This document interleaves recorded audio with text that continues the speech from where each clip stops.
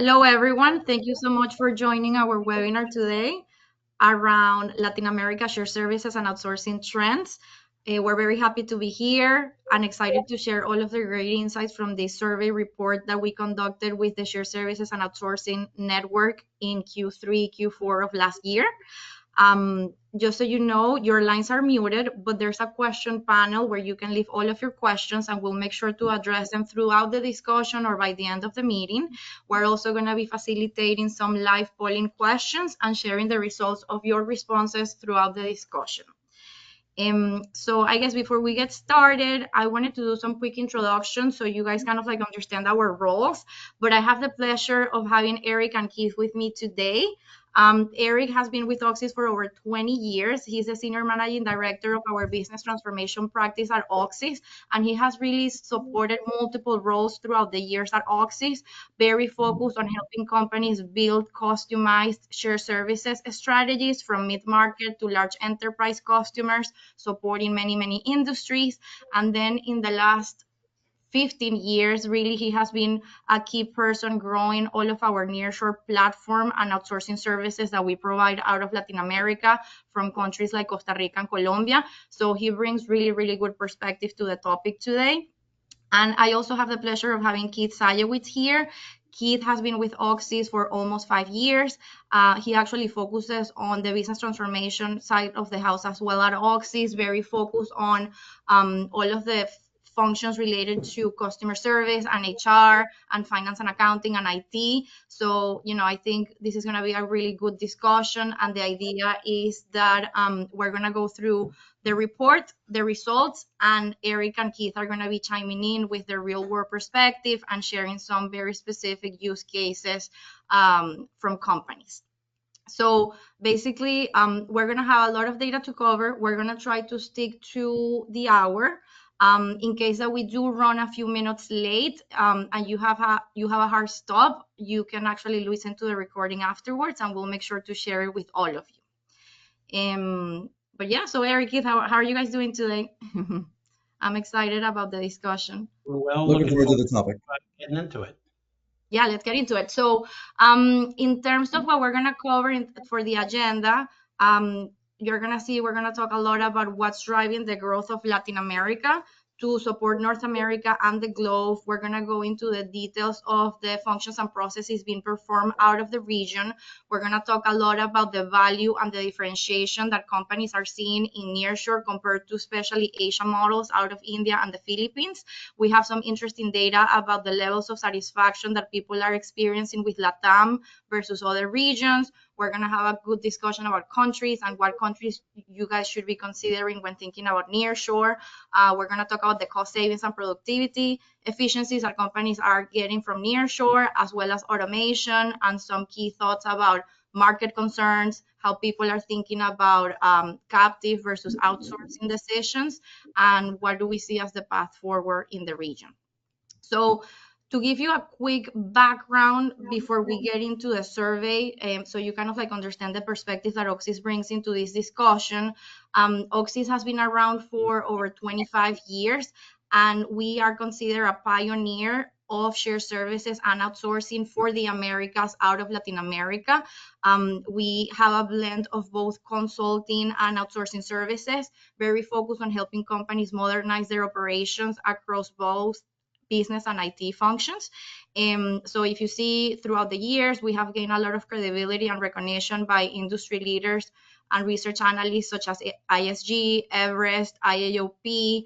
And, I would say typically companies come to us when they're looking to explore and expand their nearshore footprint, because we have been operating in the region for many years, even before our foundation, with our founders coming from setting up the shared services for Pepsi in the early 90s.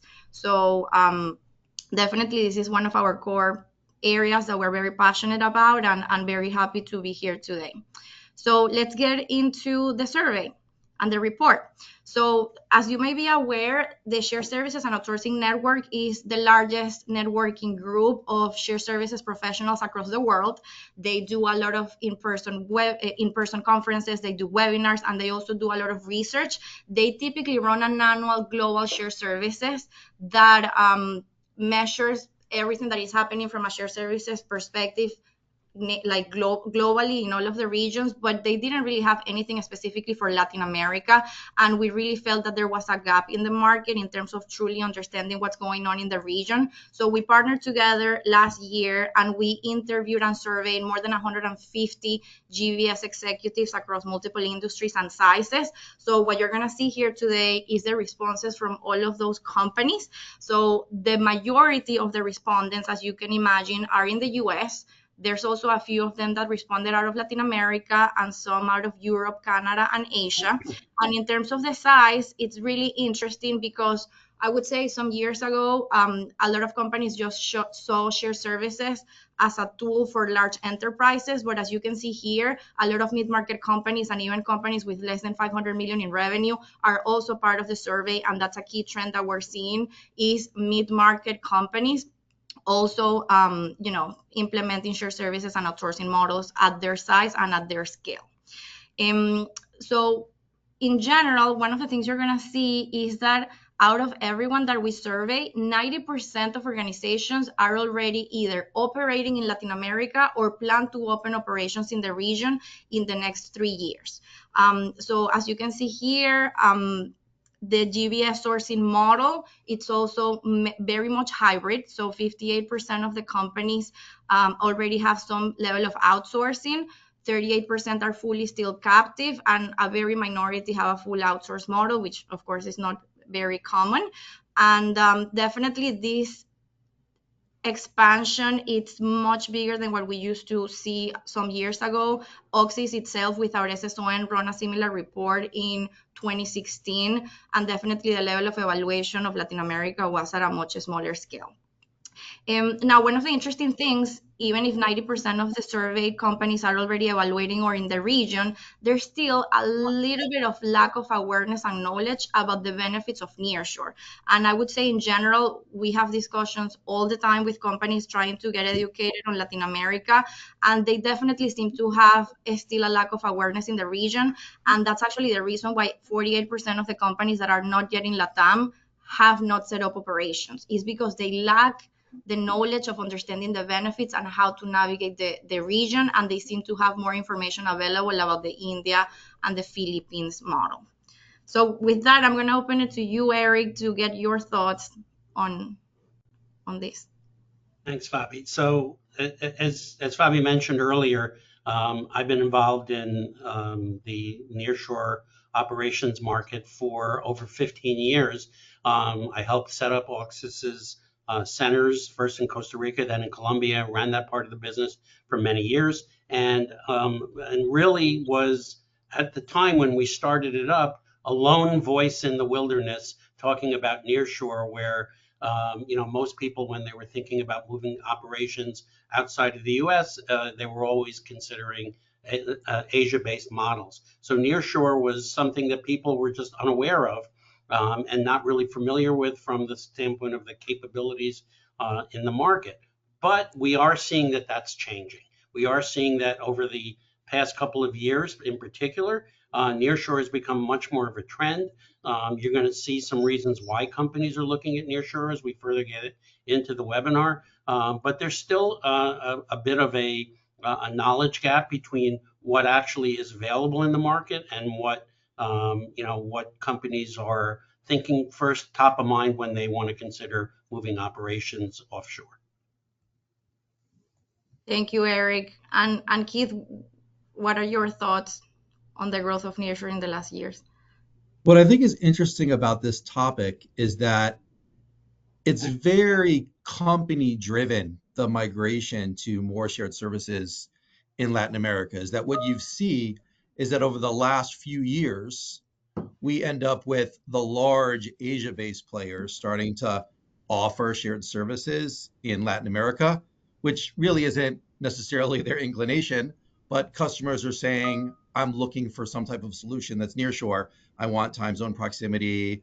I need language capabilities, all the benefits that we'll get into eventually. But what's very interesting about the model is that their toe is kind of dipped in the water in Latin America, but most of those solutions they provide are very little in Latin America and mostly still an Asian-based model. But what we see is companies driving the need for having shared services in region and needing to find players that can support them. Yeah. No, that's a great point. I think that a lot of the growth in nearshore is being driven by the companies asking those traditional India players to be more in this side of the world. Yeah. So as we keep going through the data, one of the things you're going to realize is that a lot of the GBS and outsourcing operations in Latin America have different levels of maturity. So if you see over 50% of them have been operating for more than 5 years, but then the other half are very recent or emerging operations with less than a year or 1 to 3 years. So definitely, probably if you compare the maturity, the average years of operations in Latin America is still much younger than the operations in Asia, but there's definitely a lot of very mature organizations that have already reached over 2,000, 3,000 people, where we're still seeing a lot of growth and emergence. And then what is really interesting too is that when you ask about the size of the teams that they're setting up in the region, even though that, the majority of them may be more than 100 employees, we're starting to see a lot of pilots and smaller teams being set up with less than 50 FTEs, 50 to 100 FTEs. And this speaks a lot about the trend that we were commenting at the beginning of the mid-market companies starting to set up operations at their scale, and even very large enterprises doing pilots in Latin America with very few FTEs, even if the potential that they see for the future is bigger. So I'm curious, Keith, like, what are your thoughts about this size distribution? Yeah, what's interesting about this topic is that, I've been in this shared services industry for 25 years. And originally, the model was very captive oriented. People with large enterprises would open shared service centers and they would have scale to do 3 or 4 or 500 people. And that scale doesn't necessarily make sense to open your own center when you're smaller in nature. But the Latin American market is so adept at being able to start with 10 FTEs in an outsourcing model. You don't have all the upfront costs, and then scale to where you need to get to. Like the nature of the pandemic and how it changed the world. Previously people would look at outsourcing from the perspective of, I have to take my full team and I have to move it there. And now companies will start and say, well, my workforce is already working from home a good bit. I can take these 10 FTEs, start up an operation in Latin America, and then scale it as it moves along. So these barriers to entry just don't exist the same way anymore. And companies are just more and more looking to take processes that they weren't traditionally outsourcing, like an HR back office function. And now, because of the nature of how the world changed with COVID, they're just more likely to do it. And there's a model that supports them. Yeah. And I know, Eric, you're going to be talking a little bit about this in terms of does scale and size matter, but any comments? Yeah, I think what you're seeing also is the one of the challenges that a lot of companies are experiencing still to this day is the availability and access to talent. Trying to get resources, particularly in areas like finance and accounting, where knowledge and talent gaps are becoming more and more apparent every day.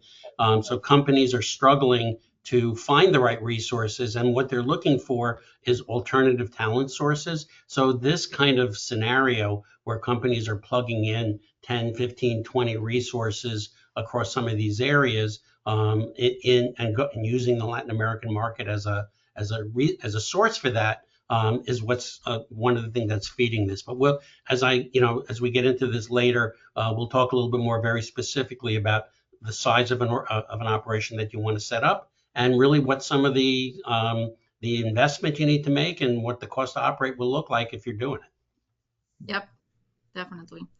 And then one of the key findings that we got from the report, when you really think about the types of functions being done out of Latin America, it's still the most common functions that a shared services holds: finance and accounting, human resources, customer service, master data, IT. But one of the very relevant points is that if you see the yellow bars, this is the percentage of the shared services in LATAM that are doing that function out of Latin America, versus the blue bar is the percentage of shared services across the world that are doing those functions. So as you can see, people are feeling more comfortable on doing more end-to-end processes at a greater scale out of Latin America.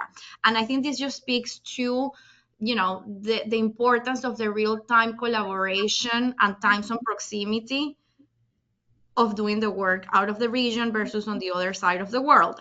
And I'm going to highlight two key ones that I felt were very interesting. Like if you think about customer center and call center, 24% versus 70%, right? Like that's huge. We're seeing a lot of companies that started with India and the Philippines, maybe with some back office processes, but when it comes to customer service and front facing customer processes, they tend to be a little bit more hesitant, or they tend to be a little more cautious.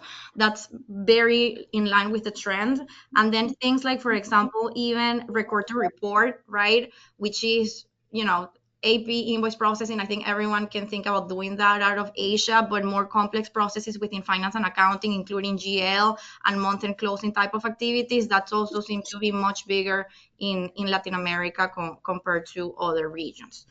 And in terms of satisfaction, I think that this was also one interesting insight from the survey. When you ask the GBS executives, like, how satisfied are you with the performance of your GBS operation in Latin America versus North America versus Europe versus Asia, Latin America came with the highest level of satisfaction, with 87% of companies ranking to be very satisfied or satisfied, compared to, for example, Asia, which is 53%, Europe 64%, or even North America 68%. I think we're going to be talking a lot about the advantage of nearshore versus offshore, but I found the North America level of satisfaction to be surprisingly, and I was curious, Keith, what were your thoughts on that, North versus Latam? Yeah, I think that there's a few factors involved in it. I feel like companies move oftentimes to shared services in Latin America or other regions for cost. And I think that what they've found is the availability and access to an incredible talent pool is really available. And it's available based on the market, right? It just so happens that in Costa Rica, there's an incredible treasure trove of talent in finance and accounting and HR. And so people may move for cost, and then you find that there's an amazing level of talent there, and they expand from there. I think the other factor is the desirability of back office jobs. And let's be honest that in the US, these jobs tend to trend towards a younger workforce, and they're not so satisfied with these types of back office jobs, where in Latin America, these are amazing jobs.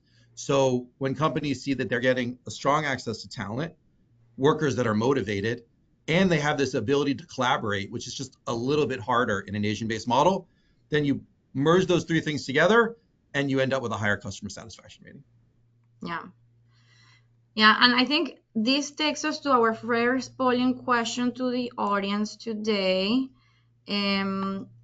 So we are going to be asking you, what do you see as the biggest value available from a nearshore model compared to offshore? Is it time zone? Is it ease of travel, the quality of the talent, the ability to support more complex processes, or the cultural affinity? You can select more than one, so please take your time and list all of the ones that you consider important.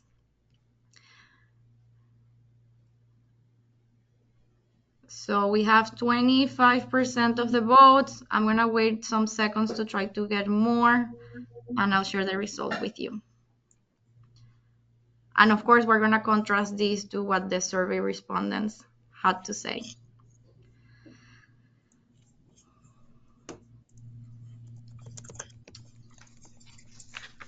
So I have 58% of the votes, and I'm going to close the poll now. Alrighty, so as expected, time zone is one of the key drivers with 68%. Quality of talent is the second one with 55%. And then we have ability to support more complex activities by 39%, and ease of travel and cultural affinity, 32%. So let's see how that compares to what people had to say. So if you see, definitely time zone came as the largest one, actually, but by a much larger percentage. That was 86% that considered that to be very important or important. And talent as well came as the second one. I think some of the things that we typically see companies underestimating until they actually start working with Latin America are things that you see on the bottom, right? Like things like cultural affinity, the lower turnover that you end up experiencing by having the people under the same time zone and not having to work the night shift, the ease of travel. But at the end, all of them actually came ranking with more than 60% of them. From top to bottom, all of them are at least 60% important for everyone. I think, one of the areas that we're going to be covering in more detail is the ability to support more complex processes out of Latin America, which Eric is going to expand onto with a very specific use case. Thanks, Bobby.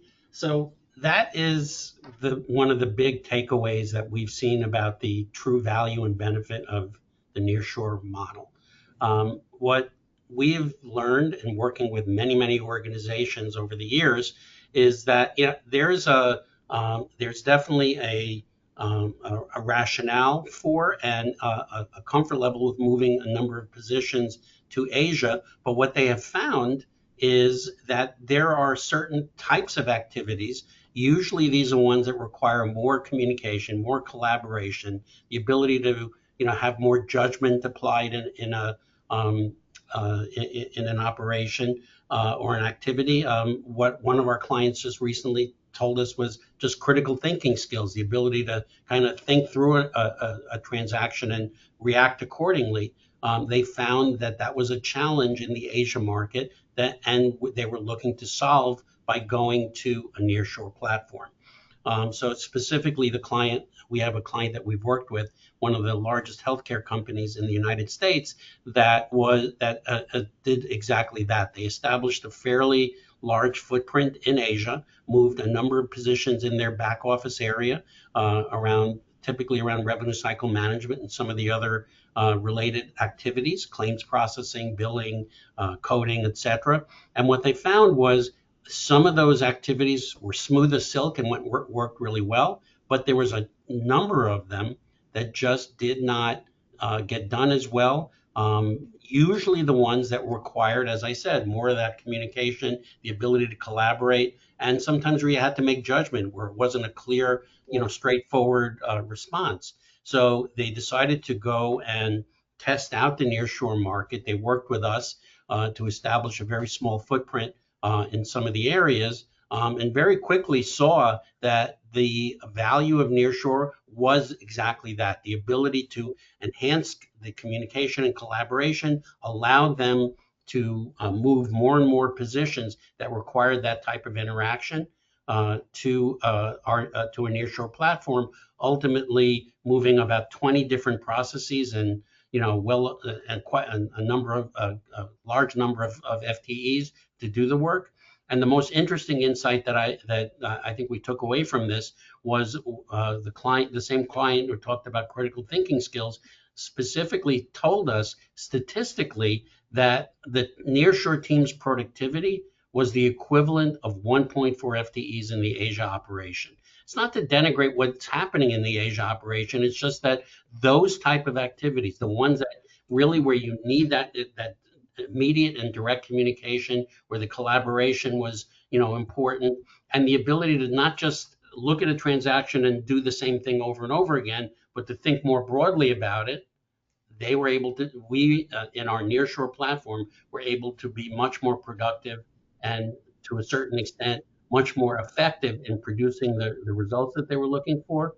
And the value spoke for itself because of that productivity that they saw. So it was a great experience.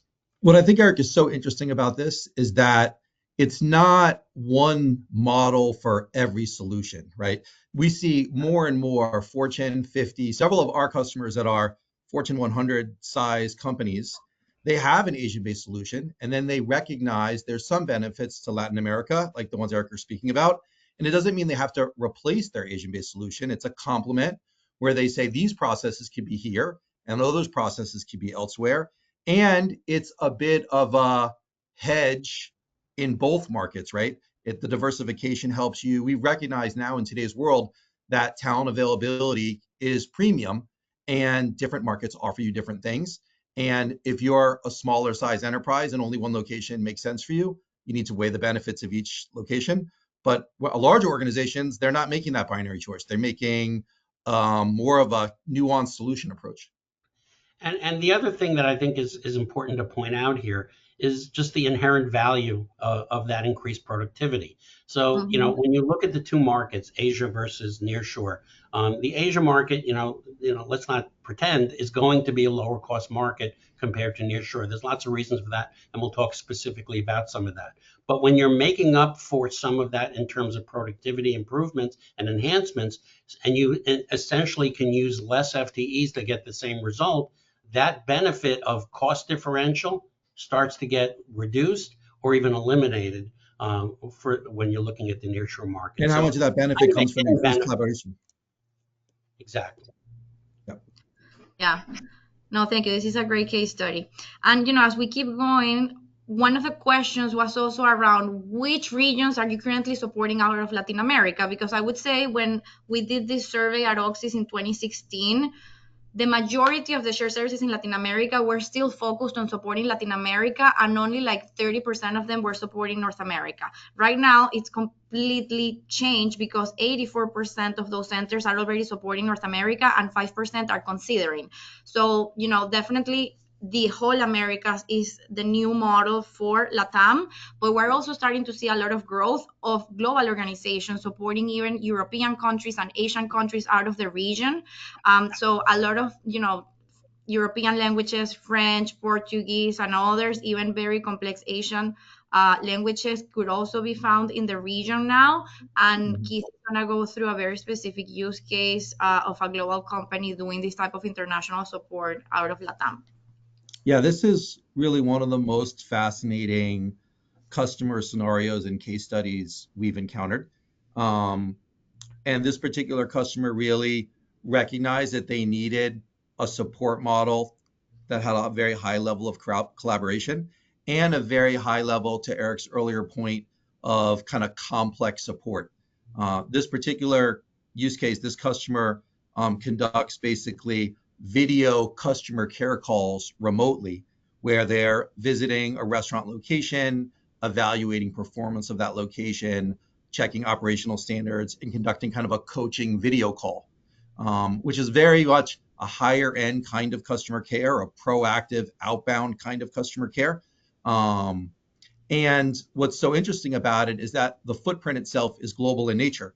So we conduct these virtual visits, and if we're speaking to someone in Saudi Arabia, we're speaking in Arabic or conducting it in French or Thai or various languages from around the world. But what's great about the platform is that the resources provide a much higher level of interaction, and can do it in a multi-language model globally. So it's a very interesting use case. This program for us started over 3 years ago, and is still running, and really highlights so much the out of the box thinking and capability model that you can deploy when you have the ability to collaborate on a daily basis with your team. I think this would be, I've moved many processes to Asia, and I think there's many things that can be done well there, but this type of program, it requires like very tight collaboration between a US based company, their team, their customers. Um, Really, this model is facilitated very well in a nearshore capability. And then the other thing I would say, which is just a great highlight in this particular case study, is that this was a very small pilot program that we started with this company, and it grew from an international program to a domestic program. And in the restaurant space, they really then saw the value that Latin America provide across suites of services. So even from a Latin America's model for this particular company, we support all the IT help desk, POS support, POS administration. So it just shows that there's a great depth of talent, and that you can start with something in Latin America and then kind of merge to a different kind of multifunction capability. And this is just a great use case highlighting those things. Yeah. Thank you, Keith. And I think Keith alluded a little bit about this, but what it's interesting, if you ask companies that are already in Latin America, that are kind of like the earlier adopters of nearshoring, what best describes the scenario in which you are of what you're doing from Latin America? 57% of people would tell you that it's the first time that they move processes outside of the US. So definitely nearshore is a safer, easier introduction to moving anything outside the country. And a lot of the earlier pioneers, that's what they started doing. Also, a lot of companies already in Latin America, 25% of them are also seeing Latin America as a complement and as an expansion to what they're doing in Asia and Europe. But on the other hand, companies that are established GBS that maybe already are in India and the Philippines that are now planning to expand to Latin America, of course, it's not the first time moving things outside the US. That's where 65% of them are using it as a complement and expansion to Asia. And I think, Keith, you made a great point at the end. Latin America shouldn't necessarily be seen as a competition to Asia. It's a complement. Companies that are doing great with India, great with Philippines, they're going to continue growing in the region, and we're going to share some of the growth projections for all of the regions from the survey. And of course, Asia is going to continue growing. But Latin America is just going to be a complement for the areas that make sense. What I'd say is, Mhm. I think that your location strategy should be based on, like so many things in business, what you're trying to accomplish. Because you need to follow, if you're looking for very high collaboration to work with a team on a regular basis, that's not the easiest thing to do when it's on the other side of the world. Or if you're looking for something very targeted specific, like I need to execute HR back office processes, well, there's not a wealth of talent in Asia for it, and there is in Latin America. So your solution from a location perspective obviously has to match what you're trying to accomplish from a goals perspective. Yeah. And definitely the 24% of companies that are moving processes back from Asia or Europe closer to home for the US, that's also a trend that we see, right? Like you try to do things like collections or customer service or very sophisticated things within finance, and you're realizing that you just rather move those things back, and you're going to continue maybe having the most basic things out of India, like the processing AP part of it and things like that. So that's also definitely a trend. And I think with that, Keith, you're going to cover this next use case in the retail industry. Yeah, so this is a very interesting use case. It mirrors very much the scenario that Eric had mentioned earlier in healthcare. And this particular retailer also has a very large Asian-based footprint.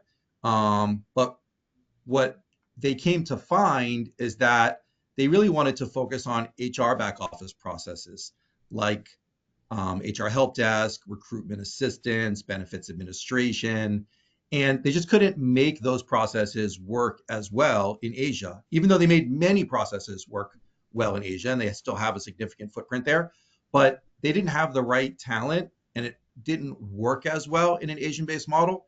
And it just so happens, a little known Latin American fact, that Costa Rica is probably the single largest location of HR talent in the world for US knowledge outside of maybe New York and California and a few other places, because there's hundreds of US multinationals that have been running HR back office operations in Costa Rica for 10 plus years. So it's just a great example of tailoring what I was saying before, which is what are you looking to accomplish and what is the right market for it? And this particular retailer who has a very large footprint and scale just realized that they can gain access to great HR talent in a Latin American model because they went to the right market for what they were looking to accomplish, and that those types of processes just worked well for them. So a very great use case about what are you looking to accomplish? What's the right market for you? And where is the right talent and players available to assist you? Yeah. Thank you, Keith. And one of the topics that people love to get into is thoughts on locations and countries and where they should set up their shared services. But, as expected, Colombia, Mexico, and Costa Rica continue being the top three markets for shared services operations for North America and for the Americas. That's driven by multiple factors, including even just starting with the true geographic proximity to the US. Because even if Argentina and Uruguay are within the same time zone range, at the end, I'm in Miami and it takes me more than 6 to 7 hours to get to Buenos Aires or, Rio and Sao Paulo. So a big part of the geography. It's a key reason for that. And of course, the sophistication and the years that the government and the education systems in countries like, for example, Costa Rica have been focused on growing this as a big part of their economy, right? So probably, in 2016, when we did the survey, the amount of shared services in Costa Rica was much higher than countries like Colombia that were just starting to emerge in the last 5 years. If you see, that's starting to change, and Colombia is starting to, become a main player. That has also been driven a lot by the labor cost and companies needing a lower labor cost point in the region, and Costa Rica, has become a little bit more expensive. So especially when companies are looking for an alternative that gets a little closer to the Indian, the Philippines pricing, as Eric said, it's never going to get to that level, but definitely on the higher level of the savings, Colombia started playing a big role with Mexico. But I think I'm going to open it up, Eric, on your thoughts about Brazil, because I think there's a lot of misconceptions about Brazil, and you have an interesting perspective on that. Yeah, it actually makes me a little crazy. Because every time you look at these studies, and there's a lot of organizations like SSON and others that produce reports every year about the top destinations for shared services in various locations and markets, Brazil always comes up way high on the list for locations. But the reality, and you have to dig into the reports to really understand it, is it's Brazil for Brazil. Look, Brazil is a large country in Latin America, the largest. It has a very large economy in Latin America, and but it also has a number of unique situations that make it very specific to that market. The language is different, Portuguese versus Spanish in all the other countries. It has some very complex regulatory and tax scenarios that you have to deal with. So in the end, if you're exporting services out of Brazil, you're actually paying taxes on the export of those services. So for most companies who are looking at a Latin American destination, Brazil really, once you kind of understand that, immediately gets tossed out of the mix because of the complications, the cost, the complexities of trying to do business there, as well as complicated labor laws, etc. And ultimately, what we have found, and we've been doing these studies for organizations really for the 25 plus years that Auxis has been around. We've been doing this type of analysis, and it's what I usually call the usual suspects come in. Costa Rica, Colombia, and Mexico. Those three are the ones that usually end up on top. There's a number of other countries that you see on this list, and we can talk in more detail about any of them. And they all have some pros and some cons. But ultimately, the top three are the ones that people really consider going into the market. I would add, not about Brazil, but about the list in general, that for those people that are very knowledgeable in this space and active in it, there are definitely some new players that you start to see pop into a lot of selections. At the top of the list for me are maybe DR, Dominican Republic, and Jamaica. You'll see these guys popping up all the time. And it's important to understand the nature of the services that you get in these markets. And the way I would characterize those guys is very call center-esque solutions. So what we call kind of level one customer care, help desk kind of things. And what you don't see, and there's no doubt that you can execute those processes there, and you're probably going to get a little better price point than you're going to get in Costa Rica or Colombia for those types of services. The problem with those markets, and it's not a problem depending on what you need, but the problem is the limitation of that market is as you try to move up a little bit in the value chain, you're not going to execute finance and accounting back office processes there. You're not going to do HR complex processes. You're not going to do the next level of IT support processes there. But those markets are viable markets considering if it matches what you're looking for, which is first tier, a little bit of a lower level kind of customer care world, or even an outbound customer care world. Yeah, and I think it's interesting because there's a question here. Do you have any advice on hiring a nearshore team in a country with high amounts of variations in inflation? For example, Argentina, currency instability can be tough on managing payroll, etc. You want that, Yeah, Eric? You want me to do it? that's an interesting one as well, and we're actually going to talk a little bit about that later on. But you see that Argentina is always on the list, but quite frankly, it's never one that we consider a real destination when you really dig into it. Because there's a couple of things in Latin America that you have to be careful of: political stability and economic stability.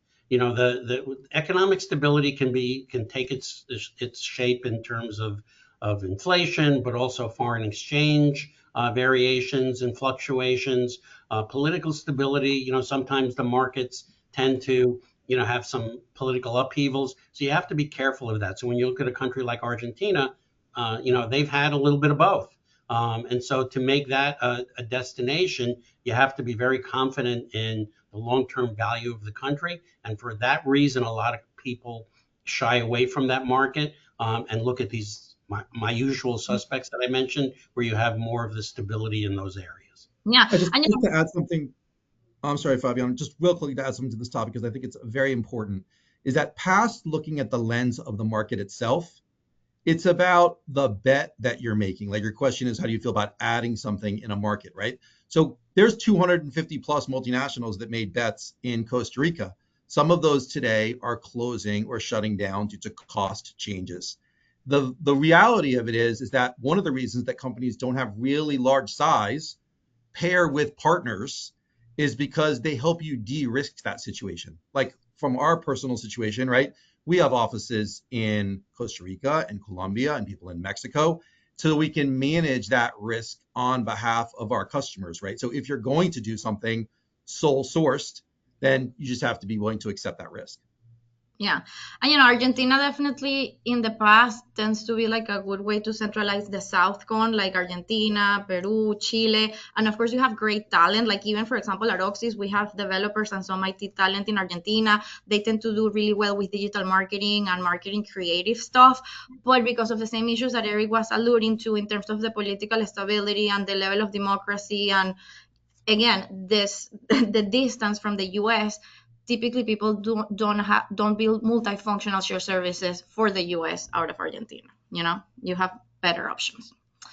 Now, getting into the trend of the countries, this is really interesting because I would say 5 to 10 years ago, a lot of companies would just have one shared services in one country in Latin America and likely in one city for all Latin America and the US. But after COVID and in the last few years, not just because of the remote workforce, but the need to get access to a larger pool of talent, we're seeing a big multi-country trend where the average number of locations and countries that people have in their GBS model, not just in Latin America, but across the world, is expanding. So out of the people that we interviewed and survey, 61% still have just one country in Latin America, but the other 40% is operating in at least two countries. And when you ask the people that are now planning to get into Latin America, in how many countries are you planning to go to? 50% are planning to set up operations in two or more countries. And I think that this coincides with the trend that we're seeing with our customers and even at Auxis, right? Like we started in Costa Rica, now we are expanding into Colombia, into Mexico, and that's the same thing that we see with our customers. And actually, Eric is going to share a very interesting success story with one of our customers that it's also using a multi-location approach. Yeah, thanks, Bobby. So for this customer, this client that we've been working with for a number of years now, they made the decision that they wanted to open up a global business services center for their operations. They worked actually globally. They're based in the U.S., but they're also had European and Asia-based operations. So they were looking to centralize and consolidate a lot of those operations. Made the decision that they wanted to go into Latin America. And they were wanting to do it in a cautious kind of step-by-step fashion. So in light of that, they actually were chose to go starting with Costa Rica for a lot of the reasons we've been talking about. It's a very mature market. It's very stable economically. You kind of know where you stand. It's very aligned with the U.S. And so at the end of the day, they made the decision to go into that market. They were focusing on certain skills and talent as well that they wanted to bring in, and they felt Costa Rica was a great choice for them. But then as they settled in and the operation became more mature, they realized that some of the roles that they were looking to fill, they could potentially get out of other markets at a lower cost than what you were seeing out of Costa Rica. So they were working with us, so they had the flexibility of not making this one big footprint investment in a market and then kind of be stuck there, as Keith was alluding to. Instead, said, all right, now let's start to look for certain roles in certain areas in other markets where I can get a little bit more of the cost benefit. So we started moving some of the work that we had in Costa Rica to Colombia, and then started to add more resources for them in Colombia.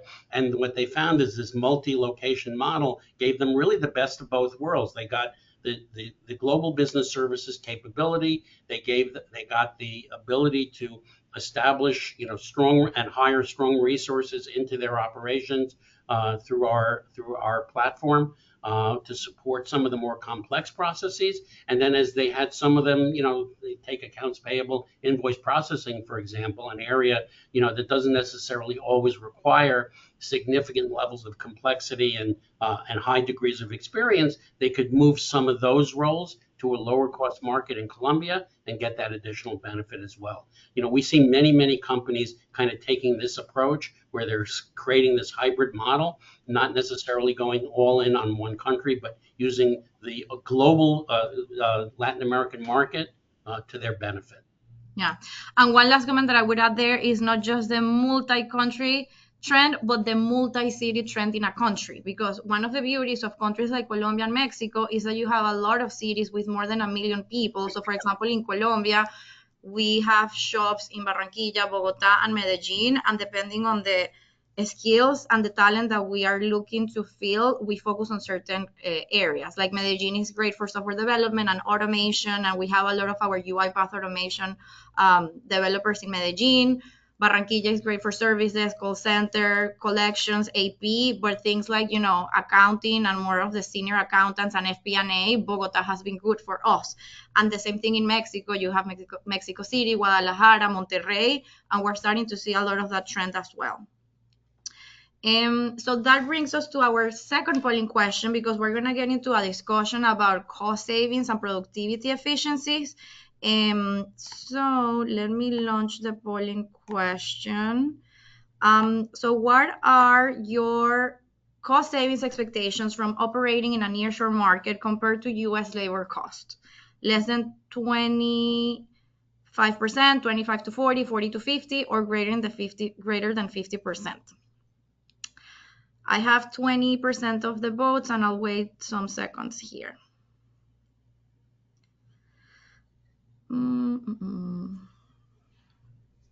45, 47.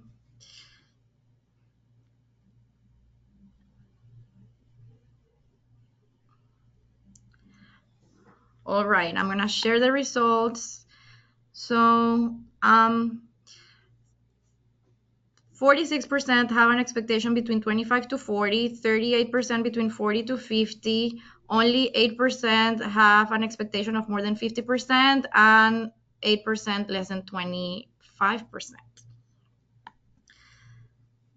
Well, I guess at least people are being realistic, and I'm happy that I didn't see a big percentage expecting more than 50%, Eric, but I'll hand it over to you for this next section. Oh, actually, never mind. I still have a couple of ones to cover. But yeah, so I would say in general, the average savings that we're typically seeing between the US and nearshore tends to be between 25 to 50%. And it depends on multiple factors, including from which country you pick to, right? Costa Rica is going to be in the lower end. Countries like Colombia are going to be on the higher end. So that's one of the factors. The other factor, of course, depends on where are you located in North America, because, cities like New York and California, they tend to yield even larger savings than 50%. How well are you guys paying in the market compared to what your US salaries look like? So there's a lot of factors. But based on the survey, 48% of organizations reported labor savings of more than 30%. I think in general, you should really be targeting for more than 25%. And those people that have lower expectations than that, I think that you should try to be more aggressive. But the interesting thing, as Eric mentioned a little bit in the healthcare use case, is not just the labor savings, but how companies are taking those labor savings and self-funding their innovation and technology programs. Because the reality is that with all of the money that it's been saved from outsourcing, then companies are investing in their RPA and their artificial intelligence and their analytics programs. So at the end, you should be expecting another 15 to 40% additional efficiencies from those productivity improvements. And from the survey, 42% of organizations reported more than 20% productivity gains from the automation initiatives. So if we keep going, another thing that we wanted to try to understand was the level of adoption of technology in the GBSs in Latin America versus other parts of the world. And one of the positive findings was that on average, the level of adoption in Latin America across all of these technologies that you see listed here is 9% higher in LATAM compared to other regions. So that kind of like tells you that the LATAM GBSs are keeping pace with the global trends.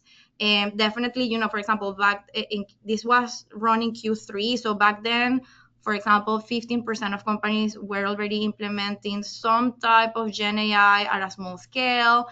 62% of companies were implementing RPA to some scale, and another 11% were piloting it. So definitely, we're seeing a good adoption in the region. I think in general, most of the GBSs want to do more than what the headquarters are allowing them to do. So in some cases, there's not so much the issue about the automation skills not being available. It's more about, can they get the budget and can they prove the business case and the ROI, which in general, it's a big challenge that companies are having, how to justify the investments on automation. And with that, Keith, I'm going to open it up to you to get your perspective on the technology adoption and one of the use cases. Yeah, so just to talk through something very quickly, what's interesting is that every company today that is looking to execute processes that live in this level one shared services help desk world, which really spans customer care and HR and IT and so many areas, are trying to figure out what is the right AI use case for them. And companies' boards and pressure is prevalent to say we need to find the right AI use case and be part of this curve. So this is just to talk about a very interesting and great use case, which applies to across all these services. It applies to IT, it applies to HR help desk, it applies to customer service help desk.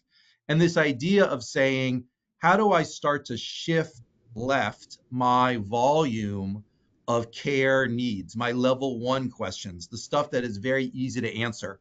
And this model just works so well in a shared services world together, where companies create, and we do this for our customers, create a knowledge base with an AI that sits on top of it, where users, instead of talking to a person off the bat, they talk to AI in a seamless manner, and it answers those level one type questions, helps reduce your cost model, and then gives the user the ability to say, now I want to talk to an agent because I have a more complex topic that has to happen.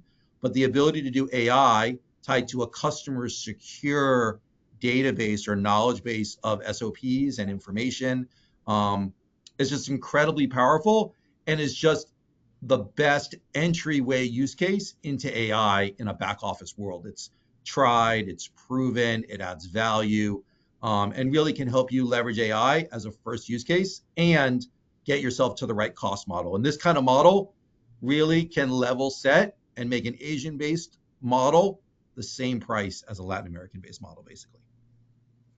Yeah. And I know we have technically 5 minutes left. I think that we're gonna probably expand another 5 minutes to finish some of the sections and some of the questions. So let's get into this next section of the discussion. That is the one that I meant to bring you, Eric, about does size matter? So I'm gonna launch the next polling question.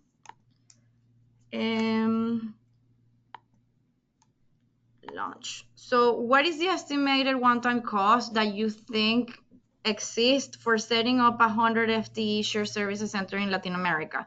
Less than 500,000, 500,000 to a million to 1.5, or more than 1.5 million? So I'm gonna let you guys respond.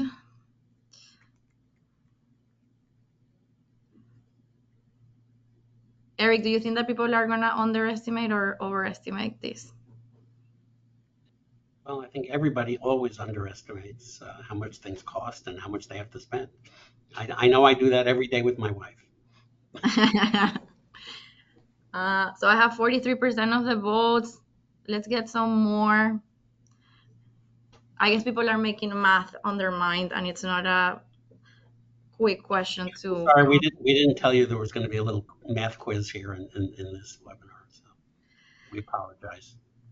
Alrighty, so I'm gonna end and share the results. So 26% think less than 500,000, 52% between 500,000 to a million, 17% between 1 to 1.5, and only 4% more than 1.5.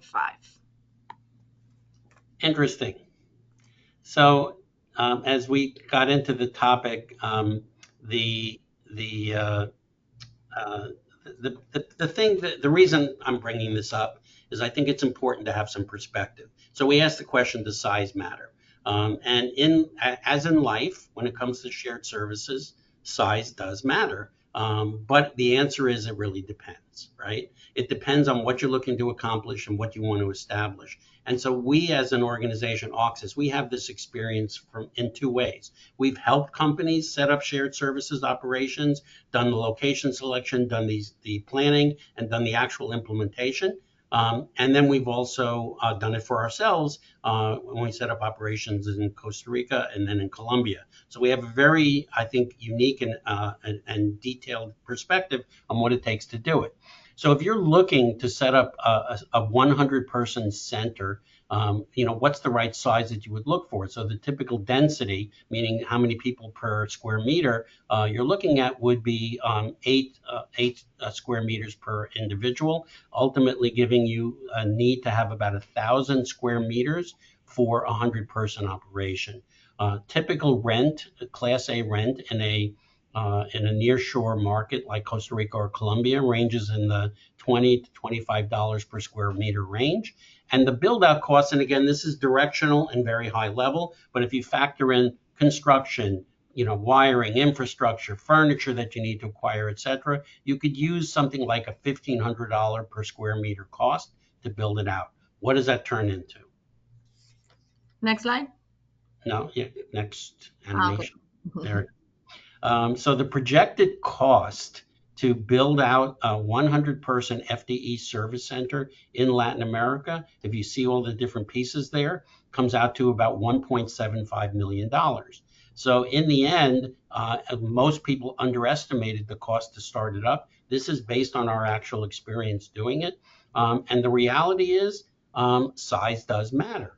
If you want to get a real return on your investment, and you're looking to establish a center, you have to make an investment like this level to make the operation work for you. And what does that translate into when you're running on a day-to-day basis? Go to the next slide, please. So if you're looking to run a 100-person center, you can see all the different elements here that we've tried to include, which is including amortizing that initial investment, your rent, your infrastructure that you're investing, the resources that you need to support it, because again, it's more than just the people that you're putting in, but you're going to need HR resources, IT resources, administrative resources. You're going to have to pay, manage payroll, et cetera. There's a lot of moving parts here that are required to make this work. And in the end, if you're doing this, it's going to cost you just on SG&A basis alone about $1 million a year to make that work. So if you're looking to get a certain level of return on investment, cost savings out of it, if your target cost savings is going to be 30%, you're going to actually have to achieve a 40% labor arbitrage because this other part is another 10% roughly in cost. This is not including payroll, by the way. This is just the investment, ongoing cost that you have to spend to operate on a day-to-day basis. So it really gives you the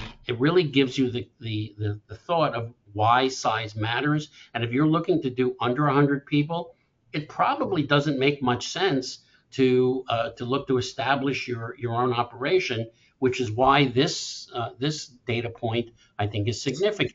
We're seeing more and more organizations looking to leverage outsourcing to do it. We talked about this earlier in the webinar. Over 50% of organizations are planning to increase their use of outsourcing within the region. There's a lot of benefits and reasons for outsourcing, but the most simplest one is you can stand something up faster, more easily, with a lot less complexity, and you can plug into that market without having to outlay all of the cash and everything else that we're talking about. Sure, you're paying margin to an outsourcing provider, so that you have to weigh the differences, but when you're getting under 100 people, it's very likely that cost differential is not going to be significant enough to make it worthwhile to do it yourself. Once you're getting over 100, it's a different conversation, and then some of these other factors may apply as well. But really, the thought process is when you're looking to go into the region, consider all of these different elements before you make that decision. It's where, it's what, and it's how big you want to go that you really need to understand to really truly make that call.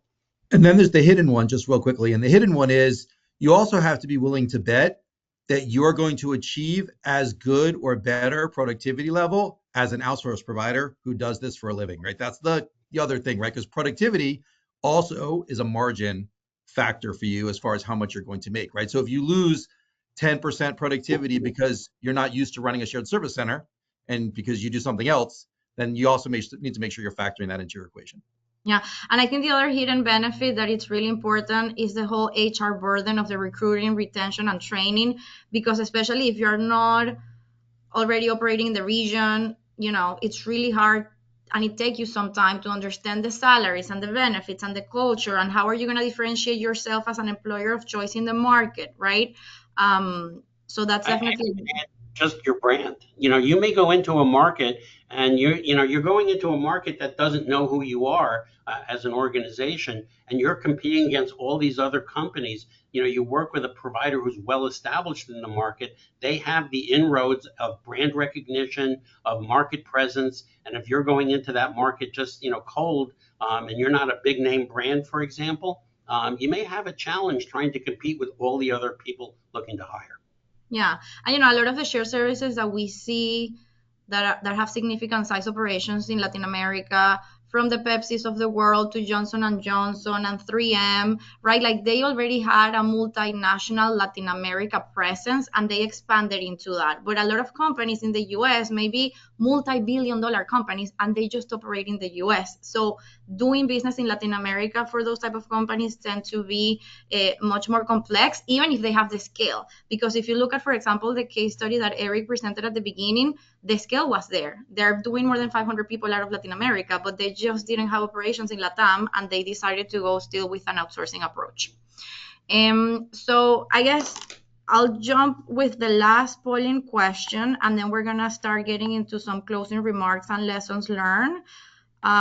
So based on all of the discussion, what is your perspective on outsourcing? You have done it and plan to continue expanding. You have done it, but with limited success. You have never done it, but you are considering. Never done it, never will, or you're still figuring out what is the right model for you.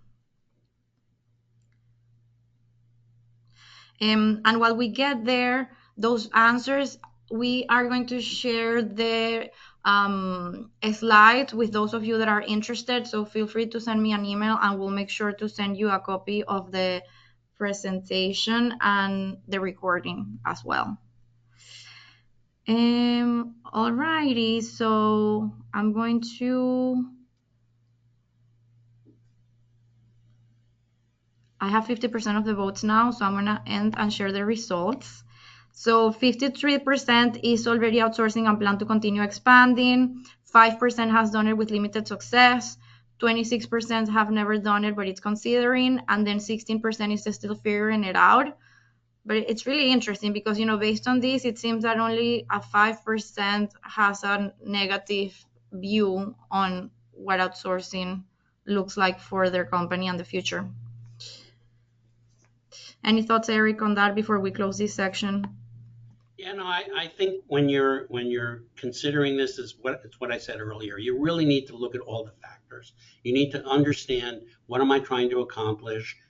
What's the benefit that I want to get? What's the timing of what I want to do? That's important. And how what's my longer term strategy? So outsourcing is a great way to get you started quickly. It's a great way to get you into the market without any major investments being required. And yeah, there's other trade-offs that you have to give into, but it really gives you the picture of what the market is like before you get into it, which actually kind of leads into this next slide. So when you're doing an outsourcing, you can kind of dip your toe in a market, test the market, and see what that market is like, because a lot of the concerns that Fabi's highlighting here, and I'll let her speak to that, are things that you really need to understand when you go into the Latin American market. Yeah. So basically, we wanted to understand what were the key things keeping up people at night or concerns when it comes to their GBS operations in Latin America. So the top two were related to currency fluctuation and wage inflation. And we do understand that Latin America tends to have higher inflation as a percentage compared to the US. But one of the key things that it's important to consider is you need to be looking and measuring the dollarized inflation. And the reality is that the savings versus the US have continued to be pretty significant, and the salaries in the US have also gone up.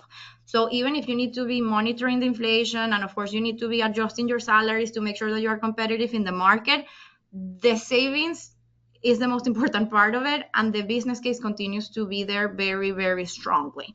Another thing that I would say that was really interesting, when you compare the top concerns of people in Latin America versus GBSs in other parts of the world, like Asia and the US, for them, their top two concerns were talent availability and automation and analytical skills. And it's very interesting to see that those, of course, being still concerns in Latin America, have a lower level of importance. So at least from a perception perspective, people in Latin America seem to be better from a talent availability perspective, and also from the automation skills point of view. And then in terms of growth, we also ask, how do you see your GBS location strategy evolving in Latam versus other regions? And if you see, Latin America is projecting the highest growth, with 84% of companies looking to increase the size, versus, for example, in the case of Asia and North America, which is more like a 40% growth, and Europe at 20% growth. Also, the other part that was interesting, that is when it comes to decreasing in size, North America, of course, has the highest percentage of decrease, because a lot of the labor arbitrage that still can be achieved comes from the roles in North America. We're still continuing to see growth in North America, especially as a COE, and for the higher value, more complexity type of roles. That's the role that the US teams are going to continue to play, but there's definitely a lot of transactional activities that should continue to be moved to lower cost markets.